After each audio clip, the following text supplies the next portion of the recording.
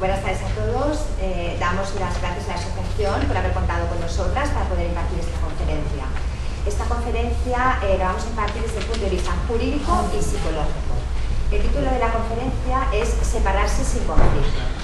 ¿Qué queremos manifestar, qué queremos transmitir con esta conferencia? En primer lugar, queremos transmitir todas las dificultades que hay en un proceso de ruptura e intentar explicar cuáles son todas las vías más adecuadas para que esta separación, esta ruptura, sea sin conflicto, sea de la forma más pacífica posible. Y no solamente en el momento de la separación, sino también la post-separación y también al cabo de unos años de la separación.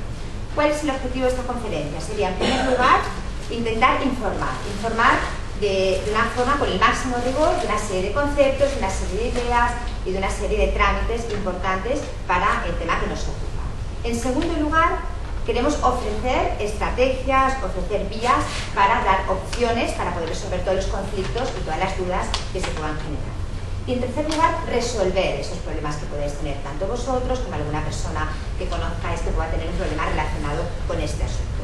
Queremos que sea una conferencia dinámica e interactiva, es decir, habrá una parte más teórica y otra parte de diálogo, de preguntas, una parte más de que participéis también vosotros con vuestras inquietudes. En primer lugar, queremos que se tome conciencia de los conceptos, de lo que es una ruptura, de lo que es una separación, de realmente la situación difícil que se crea y sobre todo pensar que en una situación de ruptura y separación lo más importante es buscar ante todo, en el caso que haya hijos, el beneficio de los hijos. Por lo tanto, el hilo conductor que seguiremos en esta conferencia sería analizar el conflicto, la separación y la ruptura y siempre preservando y buscando las opciones mejores para los hijos. Me voy a presentar, yo soy Silvia Cuatrecasas, abogado, soy especialista en Derecho de Familia, llevo 25 años de ejercicio y me dedico a todo lo que es defensa del menor, derecho familiar y violencia doméstica. Y intentamos, pues, tanto en el despacho como con las conferencias que impartimos de forma bastante regular, intentar transmitir e intentar informar de la forma pues, más veraz y con máximo rigor de todas las cuestiones relativas al derecho de familia. Doy la palabra a mi compañera Marisol Ramoneda, que también se presentará ella. Hola, buenas tardes. Bueno, soy Marisol Ramoneda, soy psicóloga, hago psicoterapia y luego colaboro desde hace 5 años pues, con Silvia en temas forenses, que son los temas que van ligados con el tema judicial, ¿vale? Es psicóloga forense o psicóloga judicial. Y por otro lado soy experta en coaching, eso quiere decir como que ayudo a las personas a conseguir los objetivos, el objetivo el que sea, ¿no? Desde cambiar de trabajo hasta encontrar otra pareja, cualquiera, hasta pues a lo mejor perder unos kilos, ¿no? Pues, bueno, me dedico a todos estos temas y colaboro pues mucho en todos estos temas también de familia y algunos de maltrato. Ahora, bueno, lo que vamos a hacer es poner algunos datos para que se vea un poco la magnitud, ¿no? De las separaciones. Estos datos son de 2011 y hacen referencia a matrimonios, lo cual quiere decir que esto se incrementa mucho, ¿no? Porque todo lo que no son matrimonios, que son pues, parejas de hecho, pues aquí faltaría. Lo cual, el tema de las rupturas, del divorcio, afecta a muchísima gente porque, claro, no solo son los implicados, sino son toda la familia que toca, ¿no? Los abuelos, los tíos, los primos a nivel escolar, o sea, hay muchísima gente cada vez más afectada. Sí, un poquito por encima, la mitad, gracias a Dios, de ellos pues, se realizan de alguna manera llegando a un acuerdo, ¿no? Entre las partes. La edad media, de todo esto hablo de los matrimonios, de 45 años en los hombres, 42 en las mujeres, la duración del matrimonio era de 15 años. Y bueno, cada vez vemos más una tendencia a matrimonios un poco mixtos, en el sentido de que uno es de un país y otro es del otro. La gran mayoría de estos matrimonios pues tienen un hijo, otros tienen más, y también vemos un incremento de la custodia compartida, ¿no? En la que los dos padres están pues, implicados en el cuidado de los hijos.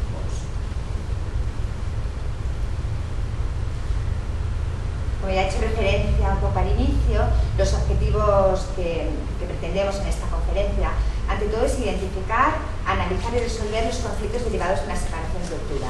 Es decir, en el momento que en la separación, el proyecto común, el proyecto de vida que uno tenía, pues se va a pique este proyecto y queremos intentar explicar todos estos problemas que surgen en ese momento, las dudas, las inquietudes, las situaciones que uno no conoce y que debería informarse para poder saber con qué contar.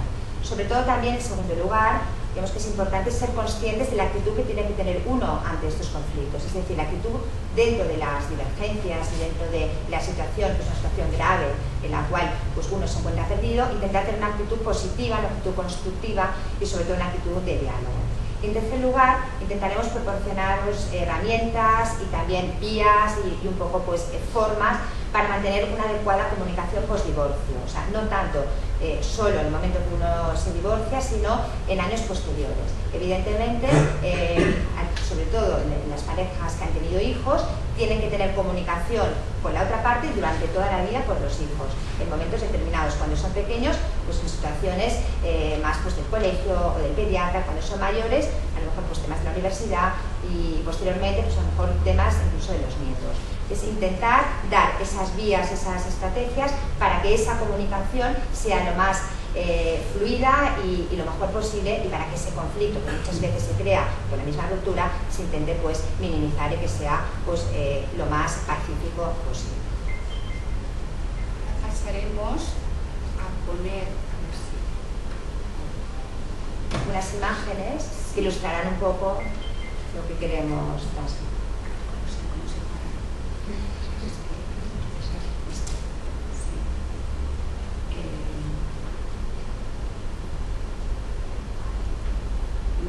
Hemos hecho un compendio de una película muy conocida, es Kramer contra Kramer.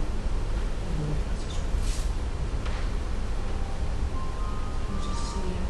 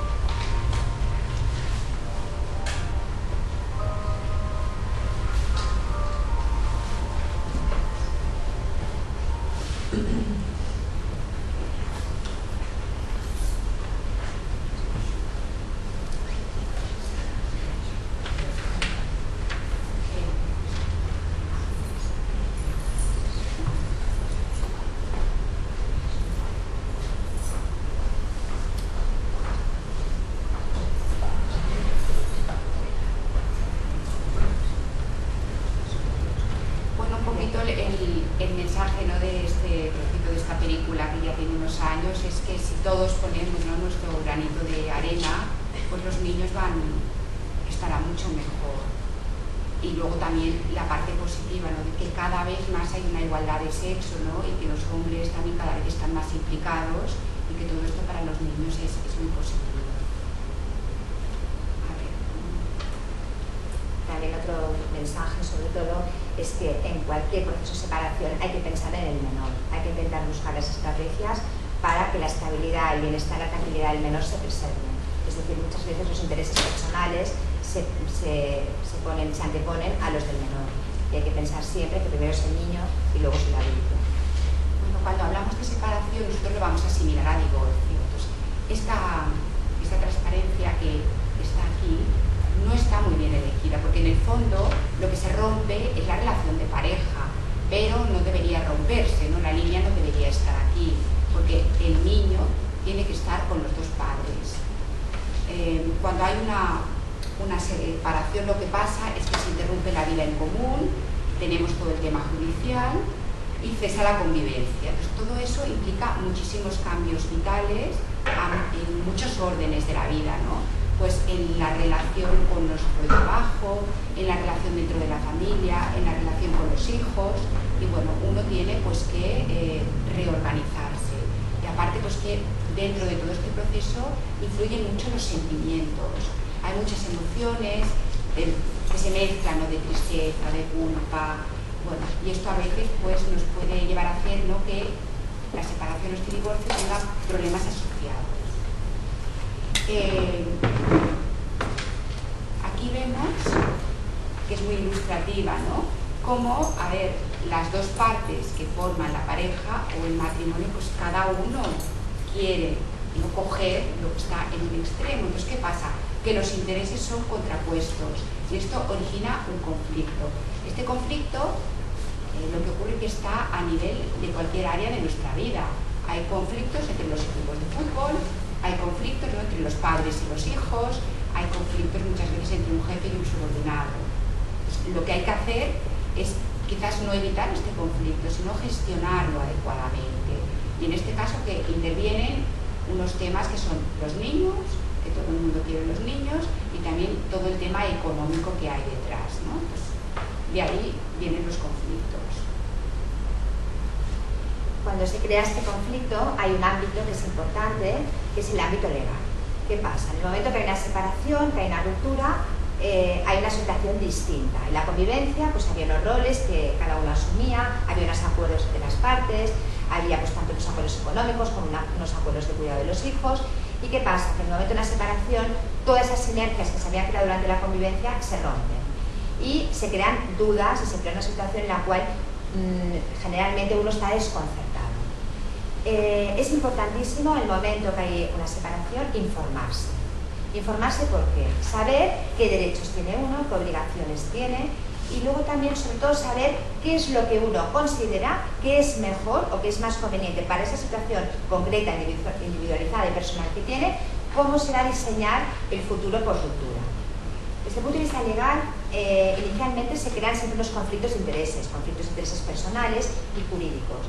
Es decir, uno, por una parte, pues tiene unas necesidades personales, por otra parte, ve complicado a lo mejor plasmarlo de forma jurídica. Es importante informarse, como he dicho, es decir, saber hasta qué punto pues, uno tiene derechos pues, a estar con sus hijos, tiene derecho pues, a pagar una pensión o a pagar otra, a tener la casa o no tenerla. Hay tres ámbitos muy importantes de conflicto legal que se crean en un proceso de separación, ruptura o cuando uno quiere divorciarse. En primer lugar, es el ámbito de los hijos. Se plantea en primer lugar qué pasará con los niños.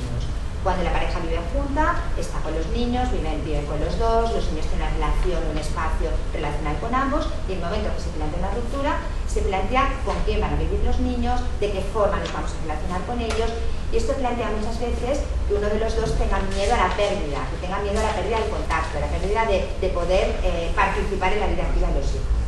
Hay que intentar, y sobre todo, que los niños estén el máximo tiempo con los dos y que la decisión que se tome sea para intentar fomentar ese contacto paterno-materno-filial de la forma más adecuada y siempre teniendo en cuenta el caso concreto. Ningún divorcio es igual, ninguna situación es igual Y lo que siempre recomendamos es individualizar el asunto y sobre todo dar cobertura a las necesidades particulares en cada caso concreto. Otro ámbito importante del conflicto legal es el tema económico. El tema económico, evidentemente, cuando una pareja se separa, se pasa de una economía única, una economía común, de una casa común, de tener todo en un fondo común, a tener dos entornos y dos económicos. Evidentemente es importante informarse bien, ser consciente de que la situación económica pues, va a cambiar y que realmente pues, se tendrá que aportar y se tendrá que contribuir en proporción a los ingresos y a los gastos y a las necesidades de los hijos.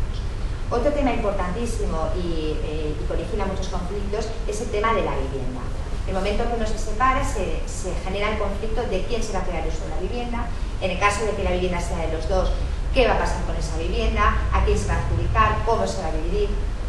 También a veces se genera el conflicto que en el caso que la vivienda sea de uno y a lo mejor se piense en atribuir el uso y el disfrute de la vivienda al otro, hasta cuándo se va a atribuir ese uso.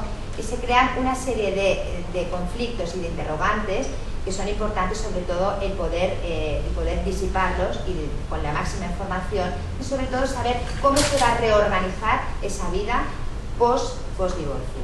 Es fundamental, en primer lugar, que uno tenga la idea clara, es decir, yo quiero seguir con mis hijos, para mí lo más importante, por ejemplo, es la custodia compartida, yo considero que lo mejor es contribuir de esta forma y, en base a la idea que uno tiene, intentar diseñarla jurídicamente pues, con la consiguiente pues, ayuda de un profesional que ayude a diseñar esta situación.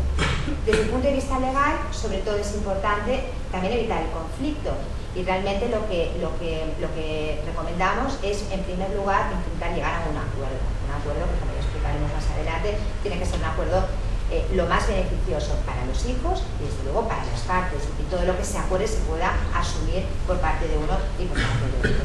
En el caso de que no sea posible llegar a ese acuerdo, pues se iniciará un proceso contencioso que se intentará, de todas formas, que ese proceso contencioso sea dentro de lo que es ir a un juicio o ir al juzgado a que el juez resuelva sobre esa situación familiar, pues que sea dentro de lo que es esta situación, pues lo más pacífico y lo más tranquilo posible y siempre pues defender, como ya hemos dicho, el favor fili, es decir, el beneficio de los hijos. A nivel psicológico, una separación, un divorcio no es algo puntual, sino que es un proceso, ¿no? Que empieza mucho antes del momento en que se toma la decisión de separarse y además que las dos personas implicadas pueden no haber empezado, como si dijésemos, el proceso de pensar al mismo momento, lo cual uno va más adelantado que el otro, ¿no? Pues es un acontecimiento estresante. Existen unas escalas a nivel psicológico que miden la ansiedad general de la gente y la ruptura o el divorcio, me parece que el divorcio está en segundo lugar y la ruptura está en tercer lugar, siendo el primero la muerte de un cónyuge y el cuarto es que a alguien le metan en la cárcel. Todo esto así hay como muchos acontecimientos, pues que sería también cambio de vivienda, cambio de trabajo, o sea que el grado de estrés que se provoca y de alteraciones emocionales es altísimo. Luego supone un duelo o una pérdida, porque todo lo que hemos estado haciendo hasta ahora no sirve. A lo mejor tenemos que estar en otra casa, o sea, nuestro proyecto vital se rompe, es como si se cayese al suelo y hemos de cambiar de amigos, aquello que pensábamos pues de mayores haremos tal cosa con esta persona, ya no. Por otro lado, a mayor daño, a mayor implicación. ¿Qué significa esto? Que hay personas que no solo conviven, ¿no?, con su pareja, sino que trabajan con ella, o que incluso la familia está implicada. Entonces, cuanto más implicación haya, mayor daño se produce. Hay una mezcla de emociones. Para algunos era un alivio. Pues mira qué bien, yo me separo y pues porque tengo otra persona, o no la tengo, pero estoy mucho más tranquila, ¿no? Cuando llego a casa, pues puedo hacer lo que quiero, ya no me controla. Pero para otras personas se mezcla, ¿no?, la culpabilidad. La culpabilidad de decir, mira, he encontrado otra persona y te dejo con el niño. Entonces, estas emociones, claro, harán que las decisiones que se tomen no estén balanceadas entre lo emocional y lo racional, sino que influyan mucho las emociones. Entonces las decisiones pueden no ser buenas. No, una persona que, bueno, yo me he encontrado casos, ¿no?, que diga, no, la pensión será altísima, que se quede la casa, que se quede no sé qué tal, porque he sido yo que me he enamorado de otra persona y le he hecho mucho daño. Y luego resulta que esa persona cambia de empleo o con la crisis que hay ahora y luego no puede pagar esa pensión y no puede dar nada a su hijo.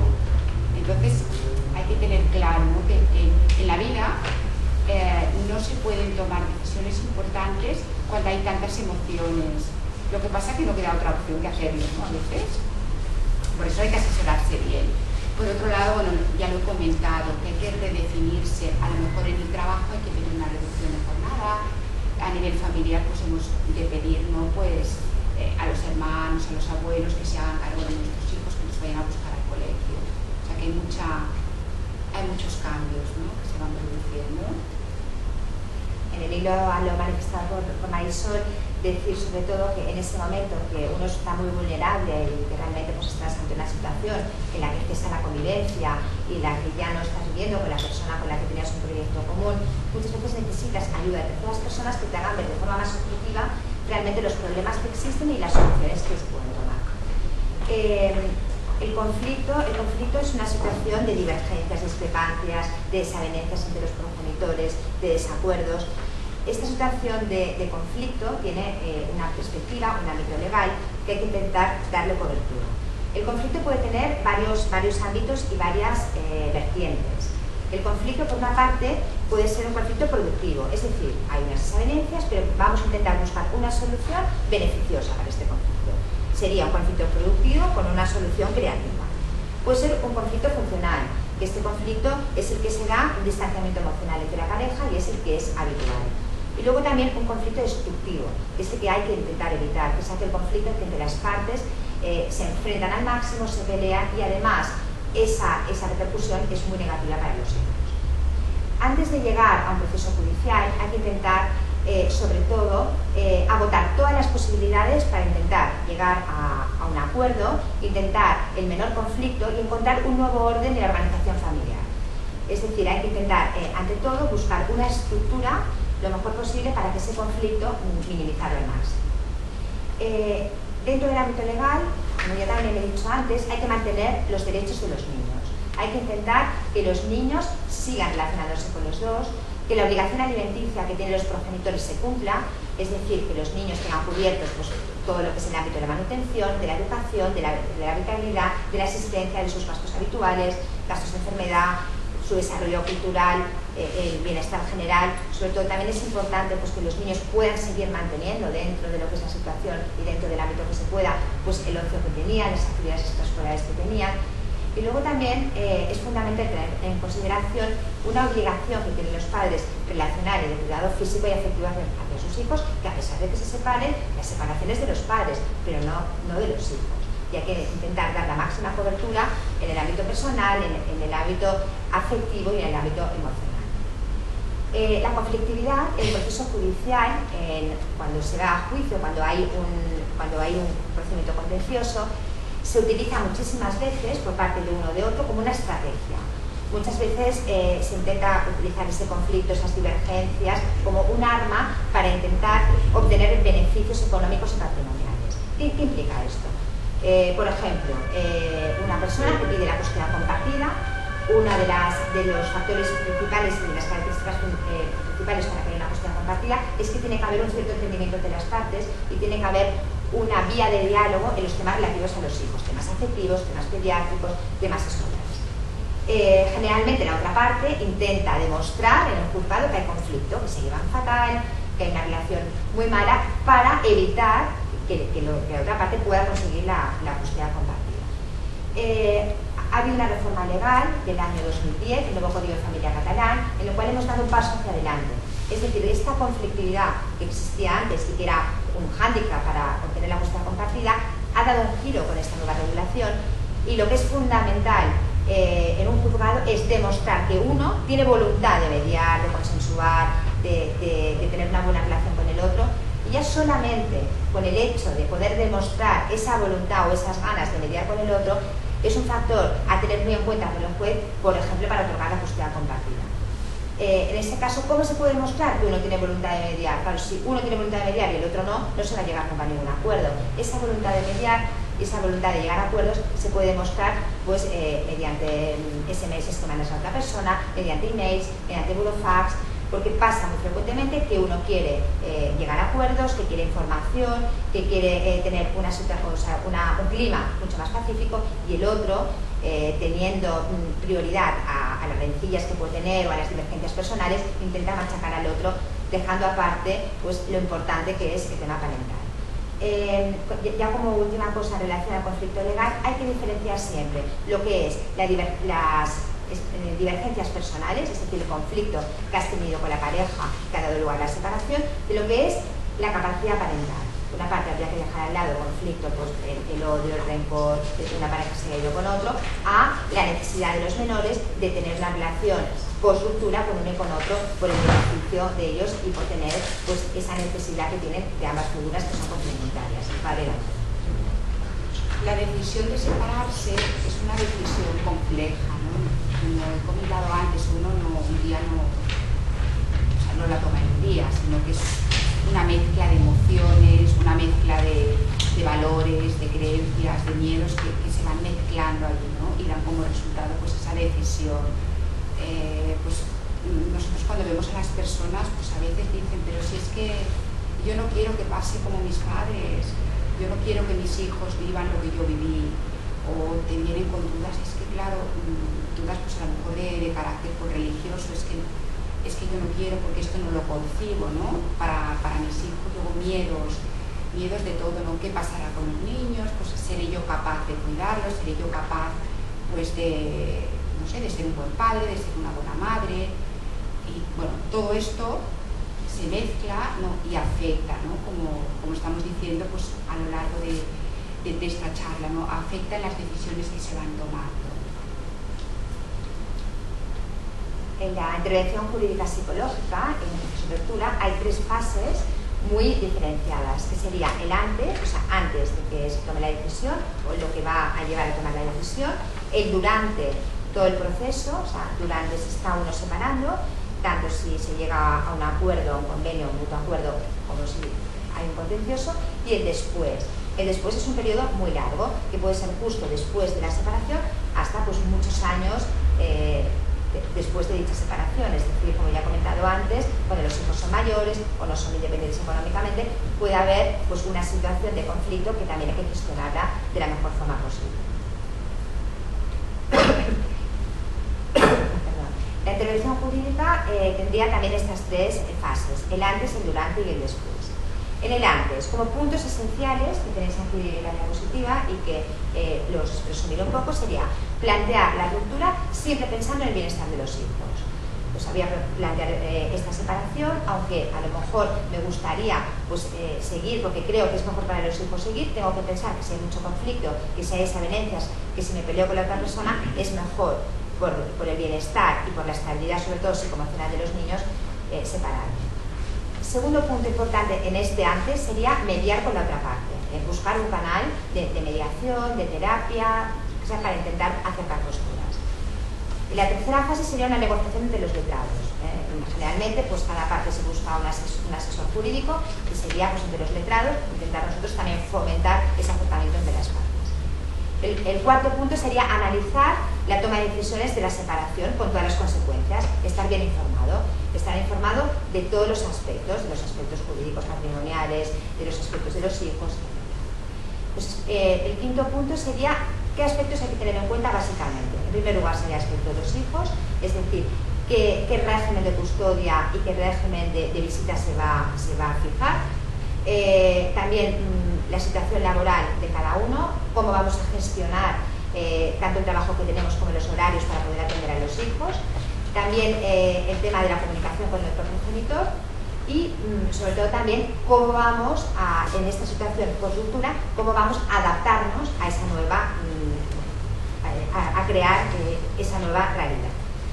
Como último punto del antes, habrá que analizar la situación, ver el momento más idóneo para tomar la decisión, que muchas veces hay que buscar pues el momento más idóneo para los hijos, valorar los pros y los contras, a veces me quiero separar en Navidad, bueno, pues voy a esperar que pase la Navidad, Reyes, para encontrar un momento más adecuado para que los niños pues a lo mejor no tengan un impacto tan fuerte. Luego viene una segunda fase, que es una fase esencial y muy importante, que es el durante. El tiempo cuando nos estamos separando, cuando se inicia el proceso. En este momento es esencial el apoyo jurídico integral, es decir, en primer lugar intentar un mutuo acuerdo. El mutuo acuerdo es lo mejor, pero siempre tenemos que saber hasta qué punto se puede flexibilizar y hasta dónde podemos llegar en este mutuo acuerdo. ¿Qué implica esto? Uno puede llegar a un mutuo acuerdo siempre pensando que lo que acuerde, que lo que se firme, uno lo pueda asumir. ¿Qué quiere decir esto? Que si uno firma una pensión muy elevada y no la puede asumir, realmente eso va a ser un problema. Si uno establece un régimen de visitas o una custodia lo que se está estableciendo es un régimen muy reducido con los hijos, va a ser un problema, porque esos niños van a perder un referente. En segundo lugar, hay que tener un asesoramiento para la presentación de la demanda en el juzgado, en el caso que sea contencioso. Prepararlo lo mejor posible, con la documentación, con los requisitos. Hay que tener en cuenta que en un juzgado todo lo que se manifiesta y todo lo que se dice se tiene que probar. Hay que aportar documental que pruebe todos los hechos que uno está manifestando. Otro punto importante es que cuando uno va a juicio y cuando no ha habido acuerdo, que es el juez el que tiene que decidir, hay que presentar un plan de parentalidad. ¿Qué es un plan de parentalidad? Es un proyecto de cómo uno va a ejercer la custodia. Es decir, en este plan de parentalidad se expresaría pues, los tiempos que uno propone estar con sus hijos, dónde va a vivir, a qué colegio va a seguir llevando a los hijos o los va a cambiar de colegio, qué relación van a tener los niños con la familia extensa, con los abuelos, con los primos, el conocimiento que uno tiene también de los hijos, o sea, del carácter y cómo va a gestionar pues, el intentar pues, diversificar un poco y tratar a los niños en la diversidad de cada uno. Cómo se va a organizar uno, pues los tiempos con el trabajo, los horarios, la limpieza de la casa, etc. Es un plan, es como un proyecto de empresa, pero sería un proyecto de familia que se aporta en el juzgado. También otro punto, ya también vinculado al anterior, sería un análisis de todos los documentos necesarios, económicos, etc. Documentos para acreditar la implicación con los hijos que se deberían aportar en el juzgado para demostrar esas pretensiones que tenemos. Otro punto esencial es que el asesoramiento jurídico que hay que dar tiene que ser personalizado e individual. El modelo que sirve para un caso no sirve para otro y hay que intentar siempre dar cobertura a esas necesidades concretas de cada caso y de cada cliente. La llevanza del proceso judicial también es importante, preparar bien el juicio, intentar que el día del juicio pues, haya una seguridad por parte del cliente de que haya una buena relación con el abogado y que puede defenderse bien y sobre todo un soporte para intentar evitar los conflictos, un soporte para intentar que esa situación de controversia pues minimizarla al máximo. Luego vendría la tercera fase, que es el después. El después es cuando ya hay una resolución judicial, cuando hay una sentencia, es fundamental un asesoramiento para que se cumpla eficazmente la sentencia. Puede haber dos tipos de incumplimientos, que son los más frecuentes, que sería el incumplimiento a nivel de pensión, o sea, el progenitor que no cumple la pensión, entonces se crea una situación muy grave en la cual la persona que tiene que recibir esa pensión se encuentra en una situación totalmente desfavorecida y que no puede a veces asumir incluso pues, el cuidado económico de sus hijos. Se asesoraría en este sentido en ver qué procesos seguir, el proceso de ejecución de sentencia y sobre todo intentar, pues, tanto por la vía judicial como por la vía, a lo mejor también de mediación, intentar convencer a la otra parte para buscar una vía para que no haya estos incumplimientos en tema económico. En otras ocasiones hay incumplimientos del régimen de visitas. También puede ser incumplimientos de una parte que no deja ver al menor o del que está obligado pues que no pueda o que no quiera o que se preocupe de los hijos. En ese después es importante dar estrategias para seguir ese buen entendimiento. ¿Qué estrategias hay? Pues intentar a lo mejor fomentar una comunicación, que la comunicación del después pues una comunicación telefónica cuando hay un problema grave, una comunicación a lo mejor por email o por mensaje, y también a veces es importante o es bueno y es recomendable decir, bueno, de vez en cuando, pues cada mes o así, me voy a intentar reunir, si aún hay grupos, pues en edad de situaciones que hay que tratar para tratar esos problemas de los hijos. También en ese después, a veces hay situaciones que han cambiado y se tienen que interponer nuevos procesos, por ejemplo, modificaciones de medidas. Una persona que se ha quedado en paro no puede pagar la pensión y hay que solicitar una modificación del tema económico, un hijo que tiene una controversia con uno de los progenitores y no quiere vivir con él y se quiere vivir con el otro. Entonces, el asesoramiento en estas nuevas situaciones que plantearían una modificación de la sentencia también es fundamental y el letrado pues tiene que, en ese caso, pues proporcionarla. También hay que buscar soluciones a las desavenencias evitando litigios, en vez de interponer, litigar y poner procesos judiciales y siempre estar en el juzgado, pues también buscar una vía, pues tanto entre letrados como intentar pues también abocar a las personas a que se entiendan, porque aunque estén separados, pues están un poco condenados a un cierto entendimiento.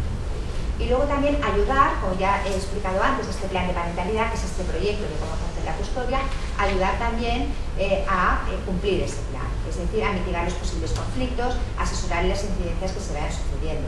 Es decir, si hay pequeñas desavenencias, pequeños impedimentos, pequeños fallos o pequeñas interpretaciones en relación a los horarios, en un convenio o en relación pues, a temas de vacaciones, pues intentar...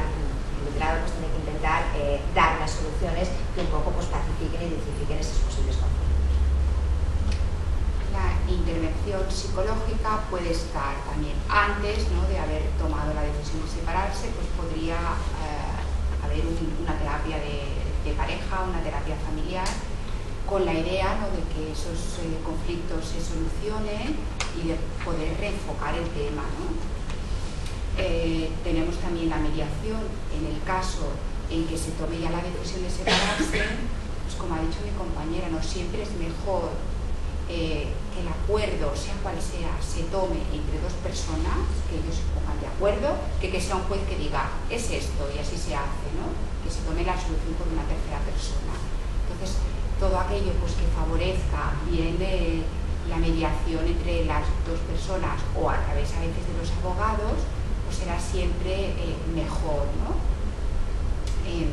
Durante el proceso de separación, mientras se van preparando pues, todos los papeles y todo ya para el juzgado, pues ¿qué pasa? Que se puede también dar una cierta ayuda a las personas porque se está pasando de una situación A a una situación B y en este tránsito, pues a través pues, de una terapia, de unas sesiones, pues se les puede ayudar, ¿no?, a este duelo, ¿no?, al duelo de dejar todo lo pasado y, bueno, y a enfocarse a su actividad diaria y luego al futuro. Y por otro lado también existe la intervención del psicólogo en los peritajes. Es lo que cuando me he presentado he dicho que yo ejerzo funciones como experta forense. Entonces, ¿qué es lo que hago? Un diagnóstico que se recoge todo en un informe pericial y se presenta al juzgado. ¿Y eso qué es? Pues para ver cómo están los adultos y cómo están los niños. Y eso ayuda al juez, es una prueba que ayuda al juez a decidir. Por ejemplo, caso de una persona pues, que tenga una depresión o que tenga algún trastorno grave, ¿no?, psiquiátrico o psicológico, bueno, pues a lo mejor no puede hacerse cargo, ¿no?, de los niños o que esté tomando drogas o alcohol. Eso hay que ponerlo en conocimiento del juez. O por otro lado, un niño pues, que tenga unas necesidades especiales, por ejemplo un niño pues, que tenga un déficit de atención o hiperactivo, pues tendrá unas características que harán posible, ¿no?, un tipo pues, de visitas o de régimen que no será el mismo para otro niño que tenga otras dificultades. O el caso, vamos a poner pues, un poco más fácil, de un niño autista, ¿no?, que a lo mejor necesita no cambiar tanto de casa y tenerlo todo muy claro, dónde está lo suyo, dónde están sus cosas. Bueno, pues no será lo mismo. Entonces, un peritaje sirve para poner en conocimiento del juez estos pequeños detalles que son únicos de cada familia, ¿no? Después, ya del proceso de separación, como ha dicho Silvia, es un tema muy largo, ¿no?, que van apareciendo conflictos, que van apareciendo malas interpretaciones. Os pondré un caso. Siempre explico lo mismo, ¿no?, cuando vienen a consulta, porque los padres me reflejan esta preocupación. Es que el niño, cuando viene de estar el fin de semana en la otra casa, sea la que sea, ¿no?, la del padre o de la madre, es que vuelve que está muy raro. Es que seguro que lo ha pasado fatal. Bueno, pues es que esto pasa en todas las separaciones, sean buenas o malas. al niño está el fin de semana con el padre o con la madre, pasándoselo bien, lo sacas, lo pones en la otra casa, ¿vale? Entonces esto se interpreta mal, porque el niño necesita como un tiempo de adaptación. Pues esto yo lo explico mucho porque si no se entiende algo, luego se gestiona mal, ¿sabes? Es que se lo pasa tan mal que al pobre niño, o sea, yo me he encontrado casos, no lo llevo al colegio el lunes porque pobrecito viene de estar el fin de semana, no sé, con su padre por decir algo, ¿no? Y no lo lleva. Pues, explicar a la gente, dejar a los niños en paz, que vengan. Si queréis os metéis en la bañera, lo dejáis en su cuarto con los juguetes, pero no empecéis a preguntar ¿y qué has hecho? ¿Y dónde has estado? ¿Sabes? Todo de cosas. ¿Y con quién estaba? ¿Y tiene novio? ¿Y no tiene novio? Pobre niño. Entonces, si lo explicas, la gente dice, ¡ay, es verdad! O a lo mejor el niño no se pone al teléfono porque está viendo los dibujos animados, no porque no quiere hablar con la persona que le llama. Bueno, pues esto aquí ayuda, ¿no? Ayuda a que uno asuma la nueva situación y esos conflictos de pareja que se vayan un poco solucionando y que se centre en lo que tiene que centrarse, que es en que el niño esté bien y en esa persona reenfocar su vida. Entonces, bueno, puede haber también peritajes posteriores, a ver si los niños están adaptados, no están adaptados, etc. Y puede haber esa también terapia o coaching, que es ayudar a esa persona a que tenga otro objetivo en su vida, a que se adapte mejor. Esto de coordinación parental es una cosa que no ha llegado a España aún, que llegará, que es como un mediador, pero la mediación es voluntaria. Uno va a mediación si quiere, nadie le puede obligar. Coordinador parental, que existe en Estados Unidos, en Australia, es que el juez te obliga. Tú tienes esta persona, este psicólogo o este abogado que te va a decir. Y así dejas al juzgado un poquito, entre comillas, en paz, ¿no? ¿Qué tengo que hacer? Que es lunes y entonces no es festivo, pero el niño está enfermo, ¿dónde se queda? Bueno, pues esta persona te ayudaría, ¿no? Y así sería más ágil toda la resolución de pequeños conflictos, ¿no? Que a veces es más porque no has solucionado esa rabia que hay que realmente cosas que le pasen al niño.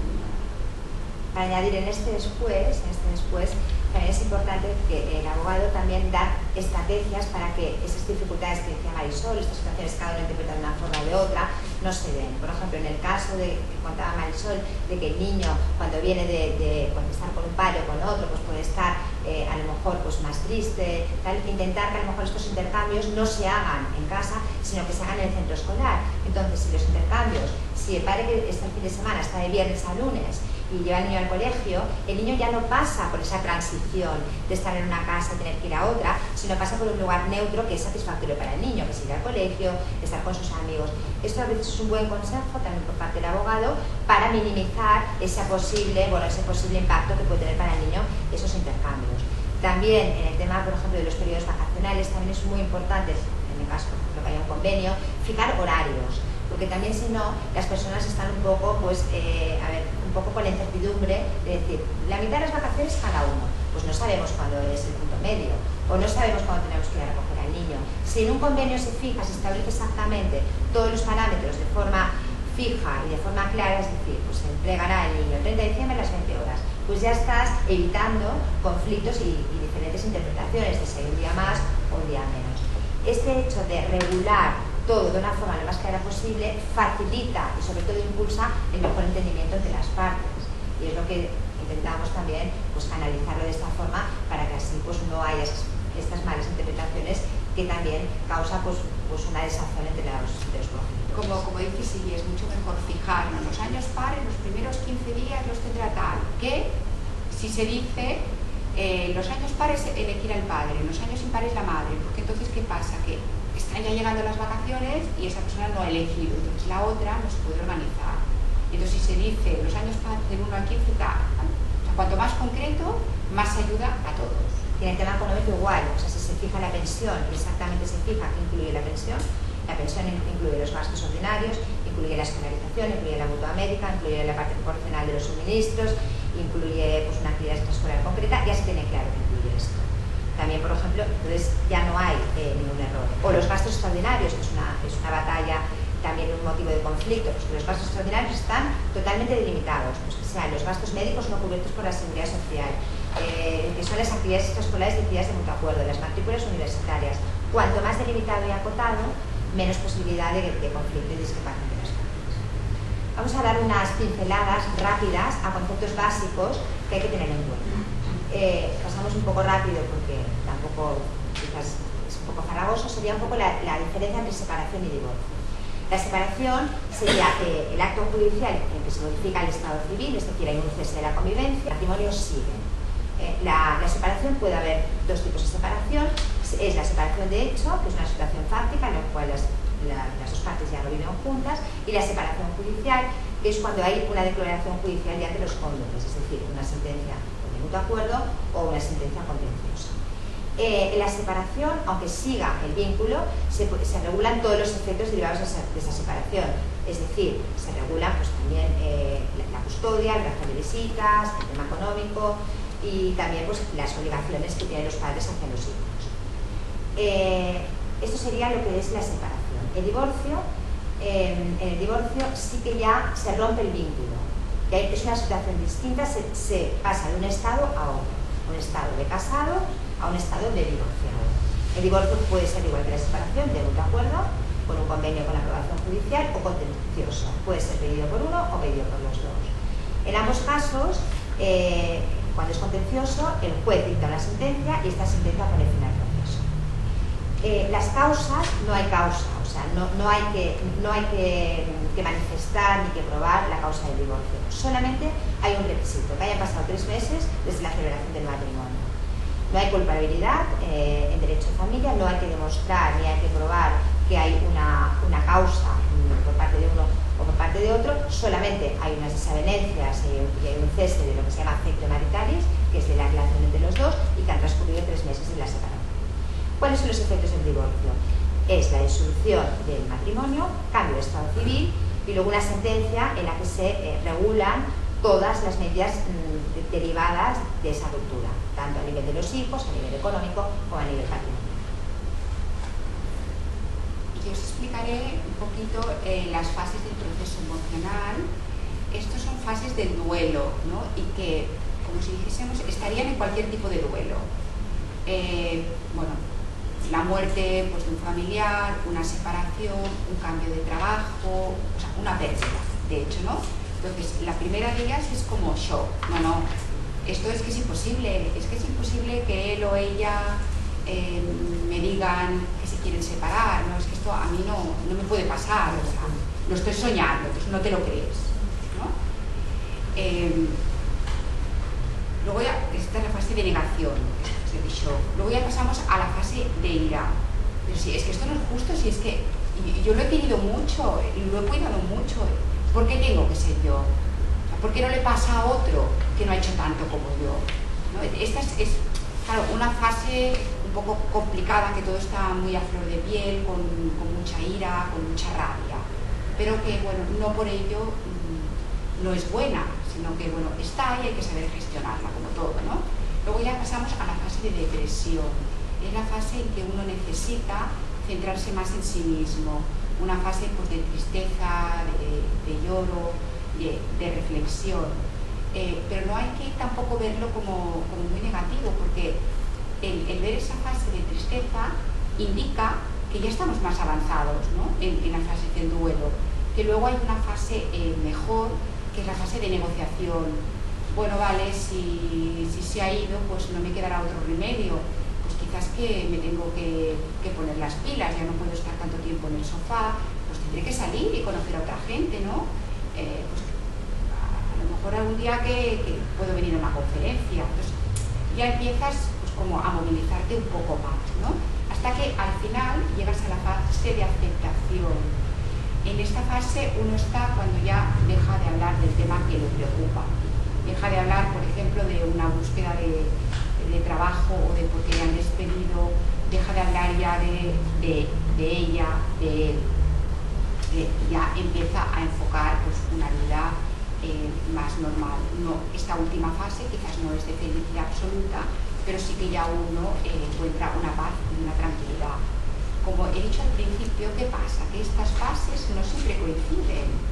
A lo mejor una persona que ya va viendo que su matrimonio o su relación de pareja no funciona, empieza con estas fases antes de tomar la decisión de separarse. Y la otra persona a la cual se lo dice le coge de sorpresa. Entonces, pues, ¿qué pasa? Que estas curvas están diferentes, ¿no? Y en estos momentos en que tienes que mediar o negociar, pues uno está muy triste y el otro está muy rabioso, ¿no? Porque están en distintos momentos. Pero bueno, es bueno conocerlo, que estas fases están y existen en cualquier tipo, ¿no?, de duelo.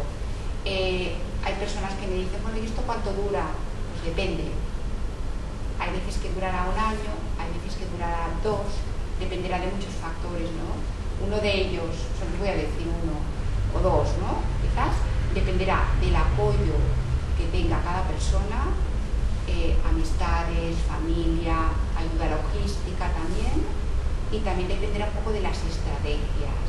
Pues hay gente, mira, que tira más para adelante, más rápido, hay otras personas pues, que quizás tengan menos habilidades, o que su familia a lo mejor tiene pues, más niños y, como he dicho antes, ¿no?, que comparten trabajo, que comparten los niños, la casa, dependerá un poquito, pero bueno, yo pienso que en el fondo, como un par de años, estamos aquí todos metidos.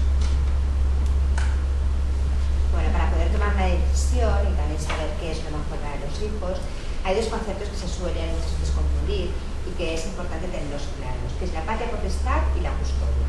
Son términos que se relacionan mucho y que muchas veces en lo que es el lenguaje común, ordinario y normal se confunden.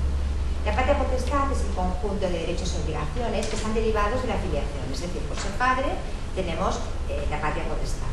Dentro de la patria potestad hay 2 conceptos. Uno sería la titularidad, es decir, por ser progenitores, por haber tenido a ese menor, somos el padre y la madre, tienen la titularidad de la patria potestad. Y luego es el ejercicio de la patria potestad. El ejercicio de la patria potestad suele ser compartido. En la mayoría de los casos, ambos progenitores tienen capacidad parental y ejercen la patria potestad conjunta. A no ser que haya alguna situación grave que se retire ese ejercicio de la patria potestad. ¿Qué sería una situación grave? Pues una persona con adicciones, una persona que tenga un problema psicológico grave, una persona pues, que esté en prisión y que luego no se haya rehabilitado. Entonces, esto sería una de las causas para retirar la patria potestad y que solamente la ejerciera uno de ellos. La patria potestad implica derechos y obligaciones. Derechos, o sea, los derechos es a poder relacionar con el hijo, a poder velar por él, a poder tener una implicación en el desarrollo de la personalidad de él, a estar y a relacionarte habitualmente con este hijo. Y luego tienes unas obligaciones derivadas de la patria potestad. ¿Qué obligaciones son? Obligación de manutención, obligación de darle cobertura afectiva, también tienes una obligación de compartir con el otro progenitor las decisiones importantes de la vida de los hijos. Uno de los problemas fundamentales que se plantean en las situaciones de ruptura son las controversias de la patria potestad. ¿Qué implican las controversias de la patria potestad? Son las divergencias y el no entendimiento en cuestiones importantes en la vida de los hijos. Por ejemplo, cuando un padre y una madre no se ponen de acuerdo en la escolarización del menor, y que uno pues, quiere que vaya a un colegio, el otro quiere que vaya a otro, o por ejemplo el niño va a colegio y uno lo quiere cambiar. Si no hay acuerdo entre las partes y con una vía de mediación o con una vía de terapia no se puede solucionar, hay que recurrir a un procedimiento judicial que se llama controversia patria potestad, que será el juez el que decidirá en ese caso concreto y para ese problema concreto qué progenitor es el que tiene más capacidad o el que es más adecuado para decidir esa cuestión concreta. Otra controversia muy habitual de la patria potestad sería el domicilio. O sea, un adulto puede cambiar de domicilio según quiera, porque realmente a nadie se le puede obligar a vivir en un sitio concreto, pero un menor no se le puede cambiar de domicilio sin el consentimiento del otro progenitor. Por tanto, en el caso de que una persona decida marcharse con su hijo a vivir al extranjero sin consensuarlo con el otro, se abriría un procedimiento de controversia patria potestad en la cual el juez valoraría cuál es la mejor opción para ese menor y a lo mejor podría pasar que el juez dijera que el menor pues, permaneciera en España, en su entorno, en su colegio y tal, y que el otro progenitor que se ha querido ir se queda ahí, pero que el niño tiene que mantener su estructura. Otro tema también de controversia patria potestad importante es muchas veces las discrepancias en relación a la elección de un psicólogo, en relación a un logopeda, en relación a una operación quirúrgica. Todas estas cuestiones importantes en la vida de un hijo tienen que ser consensuadas entre los dos. el progenitor custodio no puede decidir de forma unilateral, mira, yo tengo la custodia, pues ahora decido que al niño lo operan sin que el padre lo sepa, o decido que lo llevo en logopeda sin que el padre lo sepa. Son temas fundamentales, esenciales en la vida de los hijos y tienen que ser compartidos con el otro progenitor. El concepto custodia sería, o sea, el progenitor custodio, ese progenitor que tiene un mayor control de la situación de convivencia del menor. Es decir, el que convive más habitualmente con el menor. El que tiene ese cuidado más del día a día, de la logística diaria. Aunque a veces esta custodia pues, puede ser compartida y entonces pues, se dividiría ese tiempo entre los dos. Pero sería el que tiene la labor de custodia, el que tiene una mayor implicación en la vida, o sea, o en el día a día del menor. Estos conceptos que parecen un poco abstractos, pero es importantísimo, ¿no? Como ha dicho Silvia, que las personas lo conozcan, porque, no sé, imaginemos que tiene el caso de la custodia una madre, ¿no? De un niño. Muchas veces pues el padre dice, no, es que yo no tengo las notas del colegio, pues porque no tengo la custodia. Entonces todo el tema escolar, todo el tema médico entra a formar parte de la patria potestad. Y da igual quien tenga la custodia de ese niño, pero es que ese padre tiene los mismos derechos que la madre. Pues todo eso trae muchos conflictos. Entonces por eso es tan importante, primero, ¿dónde estamos? ¿Dónde estamos? ¿Cuáles son mis derechos y mis obligaciones? Y que estos dos conceptos queden muy claros, ¿no? Como ha dicho Silvia, la custodia es quien está a cargo del niño pues, en el día a día, ¿no? Pues mañana se va de excursión, pues el bocadillo, en la hora de dormir, con qué amigos va, etc. Tipos de custodia que hay, no vamos a entrar mucho en el tema, pero así por encima, la exclusiva, que sería o por parte de la madre o por parte del padre, la compartida, que implica pues, que los dos tienen un reparto bastante equitativo, ¿no? del tiempo con esos niños. La custodia repartida es que podría ser que o durante un espacio temporal, o sea, o el padre o la madre lo tuviera durante las vacaciones y el resto del año el otro, o a lo mejor años, un año sí, un año no, o a veces ocurre que un padre tiene un hijo y el otro tiene al otro. A lo mejor pues porque, no sé, tiene que estudiar en un colegio especial y va mejor para la organización de familia. Y la custodia nido es aquella en que los niños se quedan en el piso y son los padres los que se cambian. Imaginemos que dicen, bueno, pues una semana tienen los niños el padre y una semana los tiene la madre. Los niños se quedan en la casa y son los padres. Esto es una solución un poquito transitoria porque trae bastantes problemas, ¿no? De quién limpia, quién cocina, quién compra, etc. Hay una serie de parámetros que utilizan los juzgados y que se utilizan también a la hora, ¿no? de hacer lo que ha comentado Silvia, este plan familiar, el plan de parentalidad, y que tienen en cuenta cuando el juzgado da una custodia a uno una serie de cosas. Las nombro así muy rápido, que serían quién se ha cuidado de los hijos hasta ahora,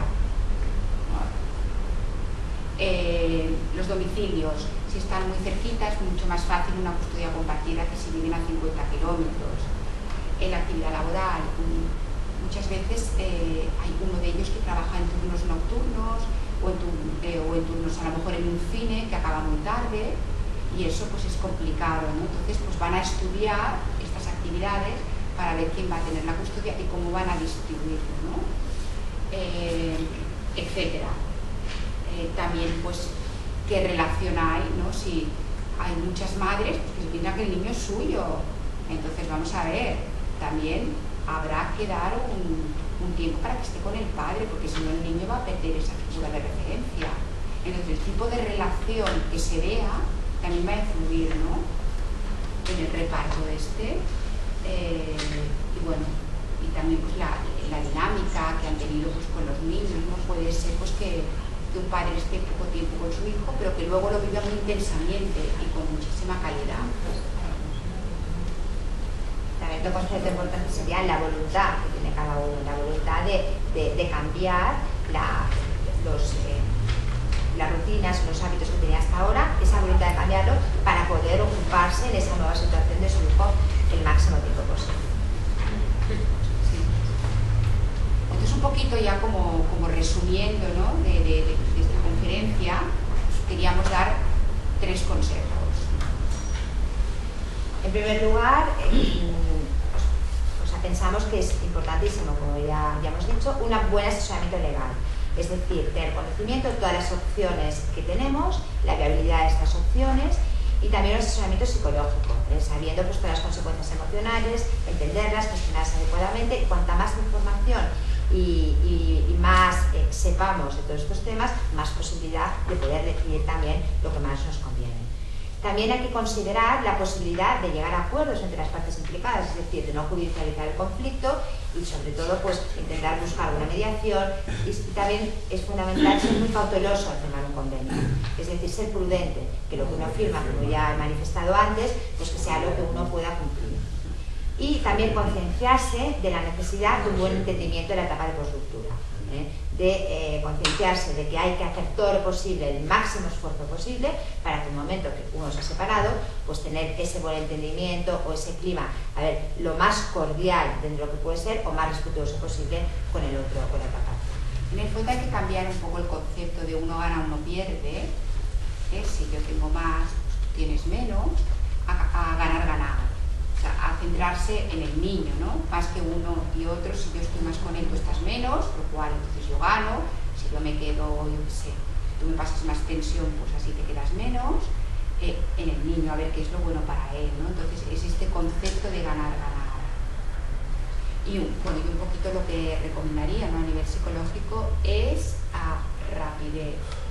O sea, sí que hay aquí muchos temas de duelos, etcétera, terceras personas que intervienen, la familia, lógicamente, las amistades, los abogados intervienen y dan consejos, pero cuanto más rápido, también mejor, ¿no?, para los niños y para todos, ¿no?